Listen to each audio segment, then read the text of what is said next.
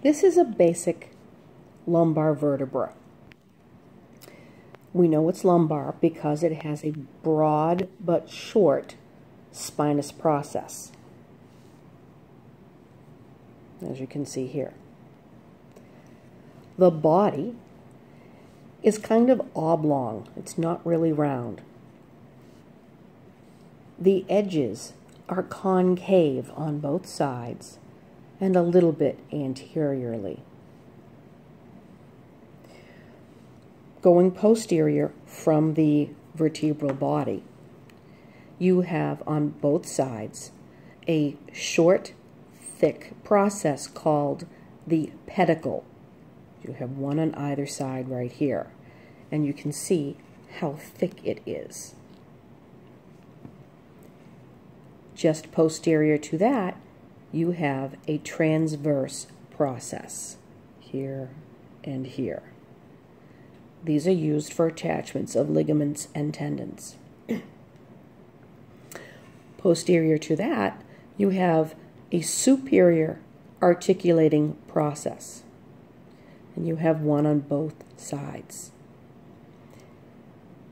When you look at the superior articulating process on the medial side, there is a smooth surface, and that is designed for articulation with another vertebra. Posterior to that, around the posterior part of the vertebra, you now have the lamina. So this particular area right through here is the lamina. Below that is the inferior articulating process, and you have one on either side. So again, this would be the lamina on the right side. This would be the lamina on the left side with an inferior articulating process and an inferior articulating process. And what's left is the spinous process, which is the most posterior part of the anatomy.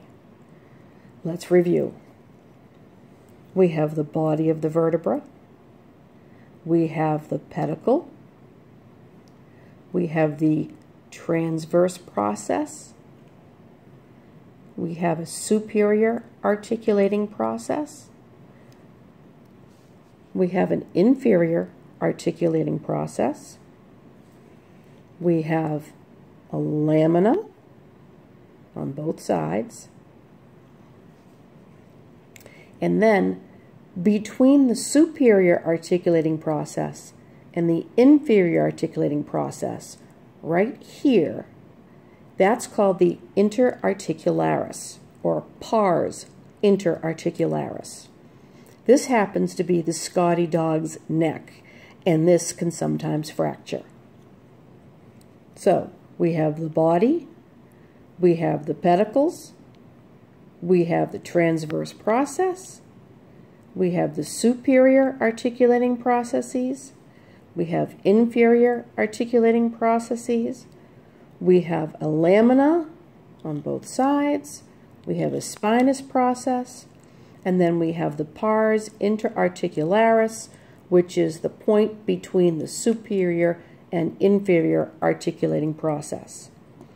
Now, why do you have these articulating processes? Because when you put two vertebrae together, the inferior articulating process of one vertebra articulates with the superior articulating process of another vertebra. And this is how they go together. When you look at the joint space between those two articulating processes, that makes or forms the zygapophyseal joint. I'll show you what it looks like on the opposite side. Again, the inferior articulating process of one vertebra, the superior articulating process of another vertebra.